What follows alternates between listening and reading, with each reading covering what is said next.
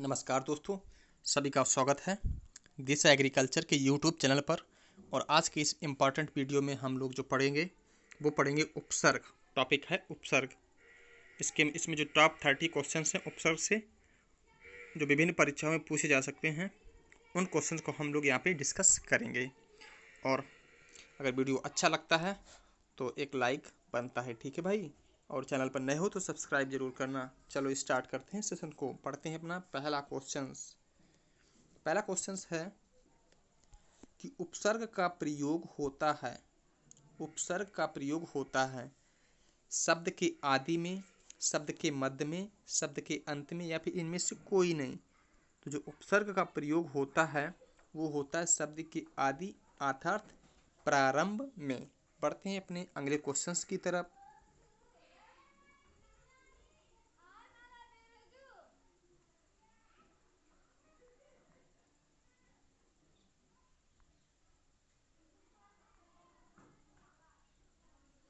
अगला क्वेश्चन है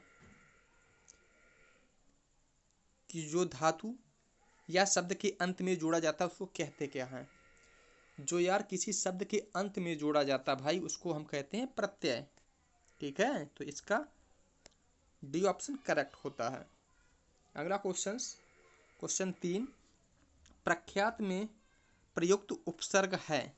तो प्रख्यात में जो प्रयुक्त उपसर्ग है भाई मेरे, इसमें है प्र, ठीक है। और आप लोग भी इसको सॉल्व करते चलो, ठीक है। वीडियो को रोक के आप लोग क्वेश्चन को आंसर को दे सकते हो, उसके बाद वीडियो को दोबारा देखें। चलो बढ़ते हैं 4 नंबर क्वेश्चंस है प्रति उत्पन्नमति शब्द में कौन सा उपसर्ग है।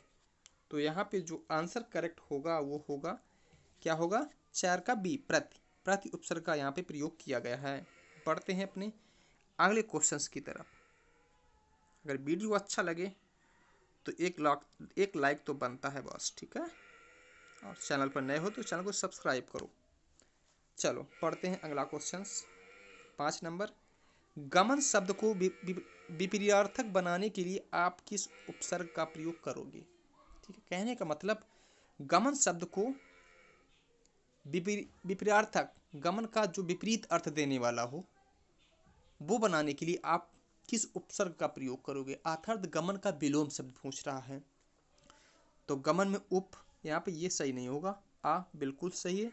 गमन मीन्स जाना, ठीक है। आगमन मीन्स नहीं जाना, तो प्रति यहाँ पे ये भी नहीं होगा, और यहाँ पे फिर अनु भी नहीं होगा। तो यहाँ पे ए बी ऑप्शन करेक्ट होता है। 5 का बी एकदम करेक्ट होता है। बढ़ते हैं 6 नंबर क्वेश्चंस की तरफ।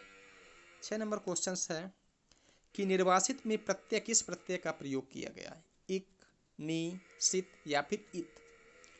तो यहाँ जो ऑप्शन सही होता है भाई मेरे वो डी ऑप्शन। तो निर्वासित में जो है इत प्रत्यय का प्रयोग किया गया है। पढ़ते हैं अपने अगले क्वेश्चंस की तरफ। क्वेश्चन नंबर 7, लेखक शब्द के अंत में कौन से प्रत्यय का प्रयोग हुआ है। तो जो लेखक शब्द के अंत में जो प्रत्यय का प्रयोग हुआ है वो हुआ अक। तो यहाँ पे D option correct. Move on करते हैं अगले क्वेश्चंस की तरफ।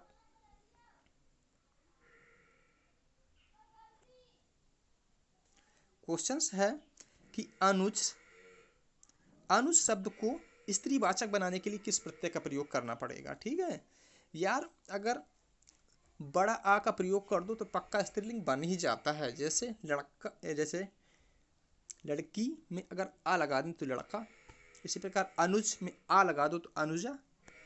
तो यहाँ पे C option correct. Move on करते हैं 9 नंबर क्वेश्चंस की तरफ। क्वेश्चन है कि सुत शब्द को स्त्रीवाचक बनाने के लिए किसका प्रयोग। अब यहाँ पे फिर आ का प्रयोग करो। सुत मीन्स लड़की, और लड़की में आ लगा दो, सुत आ, तो सोता हो गया ना, सोता बन गया सोता, ठीक है। और यहाँ पे अनुज था तो अनुज में जब बड़ा आ लगा तो अनुजा। तो ये ऑप्शन हुआ 9 का, जो ऑप्शन 20 सही होता है, ठीक है। बढ़ते हैं अगले क्वेश्चंस की तरफ। 10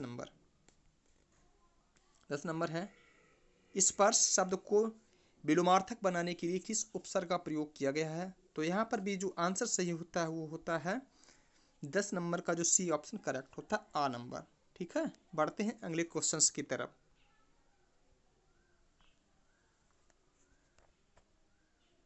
अगला क्वेश्चन है, अगला क्वेश्चन है कि प्रतिकूल शब्द में कौन सा उपसर्ग का प्रयोग किया गया है? तो प्रति उपसर्ग का डी ऑप्शन करेक्ट, गेरा का डी ऑप्शन करेक्ट होता है। बढ़ते हैं 12 नंबर क्वेश्चन की तरफ। 12 नंबर क्वेश्चन है, आचार शब्द से पूर्व लगाने पर उसका अर्थ जुल्म हो जाता है, अर्थात कि कौन से उपसर्ग का प्रयोग आचार शब्द के पहले लगा दो जिसका अर्थ जुल्म निकलता है यार? तो अति प्लस आचार, अति प्लस आचार, और इसका जो आंसर बनेगा वो होगा अत्याचार, और इसका अर्थ होता है जुल्म। तो जिसका आंसर सही होता है तो यहाँ पे B option correct, B option correct. बढ़ते हैं अगले क्वेश्चन की तरफ। अगला क्वेश्चन है कि निम्नलिखित में से कौन सा शब्द कृदयांत प्रत्यय से बना है? तो कृदयांत प्रत्यय होते क्या हैं? ऐसे शब्द जो क्रिया के बाद में लगते हैं, ऐसे प्रत्यय शब्द, ऐसे वाक्य जो क्रिया के अंत में लगते हैं वो कृदयांत प्रत्यय कहलाते हैं। तो 13 नंबर का जो क्वेश्चन का आंसर करेक्ट होता है भाई मेरे बी ऑप्शन, बिकाऊ। किसी चीज का बेचना या बेचना, बेचना क्या क्रिया है ना, इसमें उ प्रत्यय, बिका, बिका उ, बिकाऊ क्रिया के पीछे लग रहा है प्रत्यय ना, तो यहाँ पे बी ऑप्शन करेक्ट होता है। नेक्स्ट क्वेश्चन, किस शब्द में आवा प्रत्यय का, किस शब्द में आवा प्रत्यय नहीं है? दिखावा, चढ़ावा, भुलावा, लावा, लावा में नहीं है। तो इस क्वेश्चन का जो आंसर सही होता है सी, करेक्ट आंसर सी। और बाकी दिखावा, चढ़ावा, भुलावा तीनों में ही आवा प्रत्यय का प्रयोग हुआ है। बढ़ते हैं भाई अगले क्वेश्चन की तरफ। अगला क्वेश्चन है मेरा, इनमें से कौन सा शब्द समूहवाचक प्रत्यय नहीं है? अर्थात ग्रुप वाला प्रत्यय कौन सा नहीं है? ग्रुप वाला तो लोग, गण, वर्ग, प्रेस। ठीक है, तो भाई लोग, लोग का मतलब क्या? एक से अधिक लोग व्यक्ति होंगे, गण, गण में भी तो होंगे, वर्ग में भी एक अकेले वर्ग नहीं बन सकता। जिसका करेक्ट आंसर है वो है डी, प्रेस नहीं। यही आंसर होगा हमारे क्वेश्चन का, ये समूहवाचक प्रत्यय नहीं है। और 17 नंबर क्वेश्चन को देखते हैं, निम्न में से किस शब्द में प्रत्यय का प्रयोग हुआ है? विकल, अकल, पुलक, धनिक। तो जो 17 का डी है धनिक, इसमें जो है प्रत्यय का प्रयोग हुआ है, और धन और जो प्रत्यय लगा है वो बना है एक, एक प्रत्यय का प्रयोग हुआ है यहाँ पे। तो बढ़ते हैं 18 नंबर क्वेश्चन की तरफ। 18 नंबर, निम्नलिखित में से किस शब्द में प्रत्यय लगा हुआ है? सागर, नगर, अगर मगर, जादूगर। तो यहाँ पे जो प्रत्यय का प्रयोग हुआ है वो डी, जादूगर में। ठीक है, बढ़ते हैं अगले क्वेश्चन की तरफ।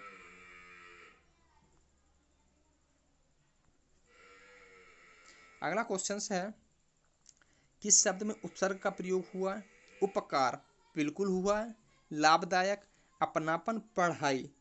तो यहाँ पे जो करेक्ट आंसर होता है वो होता है ए ऑप्शन करेक्ट।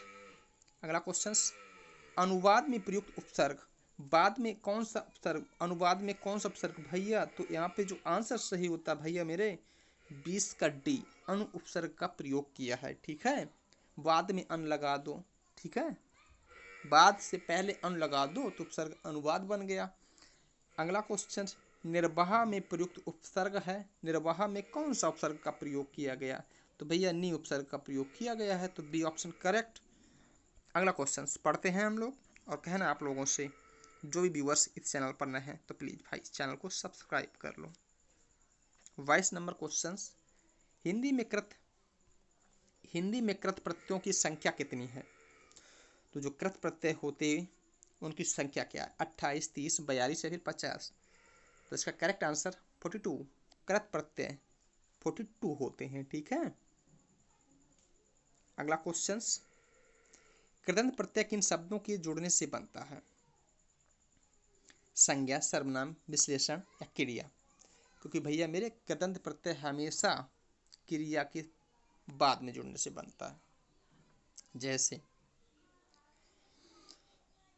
जैसे बिका में जोड़ तो वो बिकाऊ हो गया कि नहीं, इसी प्रकार से। बढ़ते हैं अगले क्वेश्चंस की तरफ, पढ़ते हैं हम लोग। 24 नंबर, निम्नलिखित पद एक प्रत्यय लगाने से बने हैं, इनमें से कौन सा पद गलत है? दैविक बिल्कुल सही है। सामाजिक बिल्कुल सही। भौमिक सही है। पाक्षिक, भौम, भूमिक, सामाजिक, दैविक। तो यहाँ पे जो आंसर करेक्ट होगा वो होगा डी, पाक्षिक में नहीं है। बढ़ते हैं अगले क्वेश्चंस की तरफ।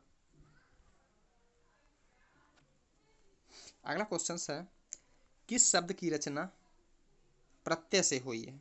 अभियोग, व्यायाम, अपमान या फिर इनमें से कोई नहीं। तो इसका करेक्ट आंसर होता डी, इनमें से कोई नहीं। अगला क्वेश्चन है, बेइंसाफी में प्रयुक्त उपसर्ग है। तो यहाँ पे जो बे, इन, बेई, बेइन, तो यहाँ पे इंसाफी अलग कर दो, बे जोड़ दो, तो बे का ही प्रयोग हुआ है। तो करेक्ट आंसर ए, 26 का ए एकदम सही आंसर है। बढ़ते हैं 27 नंबर क्वेश्चन की तरफ। निम्नलिखित में से उपसर्ग रहित शब्द है। किसी एक में उपसर्ग का प्रयोग नहीं हुआ है, उस शब्द को अपन को छांटना है। सुयोग, विदेश, सुरेश, अत्यधिक। तो 27 का जो करेक्ट आंसर होता है वो होता है डी, सुरेश। सुरेश उपसर्ग रहित है, ठीक है। वाकी में बी का प्रयोग हुआ, इसमें सु का हुआ, इसमें अति का हुआ है, ठीक है। 28 नंबर क्वेश्चन आप लोग डिस्कस करेंगे। बहाव शब्द में प्रयुक्त प्रत्यय कौन सा है? तो जो बहाव शब्द में प्रयुक्त प्रत्यय है वो है सी, आब, ठीक है। बढ़ते हैं अगले क्वेश्चंस की तरफ। कहना आप लोगों से चैनल को सब्सक्राइब जरूर कर लें। 29, विज्ञान शब्द में किस उपसर्ग का प्रयोग हुआ है? विज्ञान, वी, अन। तो विज्ञान में बी उपसर्ग का प्रयोग हुआ है। इसका जो सही आंसर है वो है सी।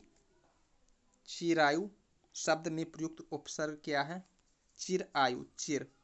तो यहाँ पे बी ऑप्शन करेक्ट होता है। 30 का बी। 31, धुंधला शब्द में कौन सा प्रत्यय जुड़ा हुआ है?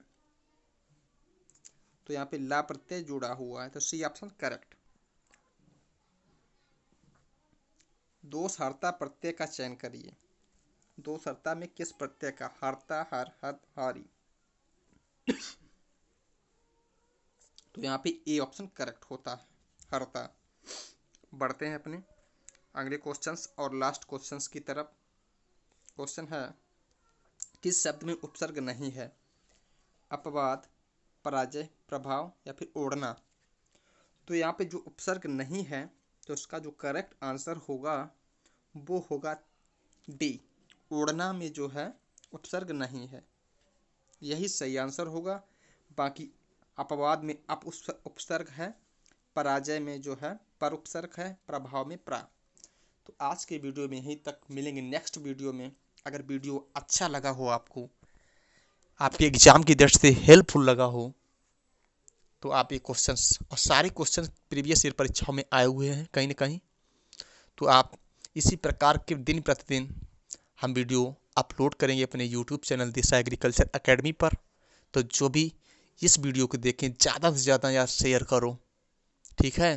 ज़्यादा से ज़्यादा शेयर करो, तो ज़्यादा से ज़्यादा लोग जुड़ पाएँ, क्योंकि आप लोग का सपोर्ट ही हमें आगे बढ़ने का अवसर देगा। अन्यथा आप लोग सपोर्ट नहीं करोगे तो ये मेहनत हमारी अकेले कुछ नहीं मैं कर सकता, इतना समझ लो। तो आप लोगों की मुझे सपोर्ट की बहुत ज़रूरत है भाई। आज की वीडियो में यहीं तक। एक बार फिर सभी का प्यार भरा नमस्कार। Thanks for watching.